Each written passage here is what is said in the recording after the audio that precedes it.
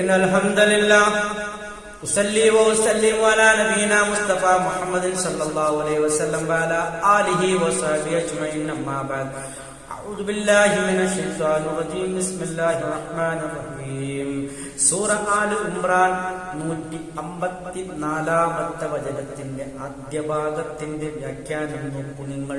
ഉഹദ് യുദ്ധവുമായി ബന്ധപ്പെട്ട് അവതരിച്ച ആയത്താണിത്. ആ ഉഹദ് യുദ്ധത്തിന്റെ രണ്ടാം ഘട്ടത്തിൽ മുസ്ലിമീങ്ങളെ പരാജയ ഭീതിയിലായിരുന്ന ആ സന്ദർഭത്തിൽ അവതരിച്ച ആയത്താണ്. അവിടെ അല്ലാഹുവിന്റെ പ്രത്യേക കാരുണ്യത്താൽ ഒരു അത്ഭുത സംഭവം സംഭവിക്കുകയാണ്. അതിനെപ്പറ്റിയുള്ള വിശദീകരണമാണ്. നോക്കൂ നിങ്ങൾ. അൻസല അലൈക്കും, അങ്ങനെ സുമ്മ പിന്നെ അൻസല അലൈക്കും നിങ്ങളുടെ മേൽ ഇറക്കി, മിൻ ബഅദിൽ ഗമ്മി ദുഃഖത്തിന് ശേഷം അല്ലാഹു സുബ്ഹാനഹു വ തആല അവൻ ഇറക്കി അമനതൻ നിർഭയത്വം ഇറക്കി. ഉഹദിലേക്ക് അല്ലാഹുവിന്റെ റസൂലിന്റെ അനുചരന്മാരിൽ പലരും ഭീതിയോടുകൂടി പിന്തിരിഞ്ഞോടുന്ന സന്ദർഭം.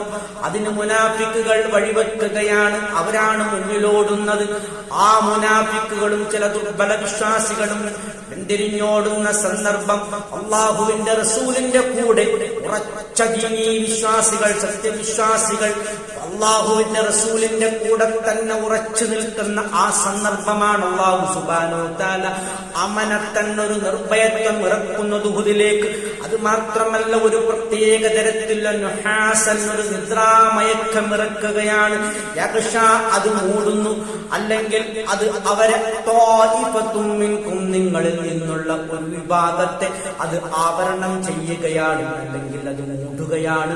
ആ നിദ്രാമയക്കം അബൂ ത്വൽഹത്തുൽ അൻസാരി റളിയല്ലാഹു അൻഹു അല്ലാഹുവിന്റെ റസൂലിന്റെ കൂടെ തന്നെ ഉറച്ചു നിന്ന ഒരു സഹാബിയായിരുന്നു. അദ്ദേഹം അതിനെപ്പറ്റി വിശദീകരിക്കുകയാണ്. ആ നിദ്രാമയക്കം ഞങ്ങളെ ബാധിച്ചപ്പോൾ ഞങ്ങളുടെ കയ്യിലിരുന്ന വാള് തനിയെ താഴേക്ക് വീണുപോയി. അങ്ങനെ ഞങ്ങൾ അത് വീണ്ടും തിരിച്ചെടുക്കുകയാണ് ഉണ്ടായത്.